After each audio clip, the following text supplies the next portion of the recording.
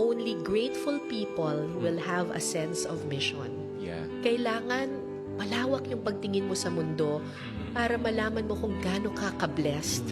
Kasi kapag grateful ka, kapag blessed ka, pakiramdam mo sa sarili mo, thankful ka, nagpapasalamat ka sa buhay na ibinigay sa iyo, ito yung mag-uudyok sa iyo para magbigay sa iba.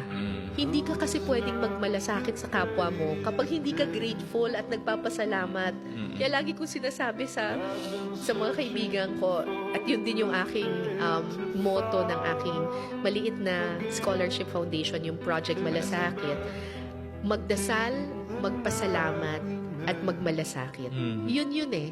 Pag nagdasal ka, alam mo na yung buhay natin ay bigay ng Panginoon. Pag nagpasalamat ka sa buhay na meron ka at ibinigay sa'yo, mag-uudyok ito para tumulong ka at magmalasakit sa kapwa mo.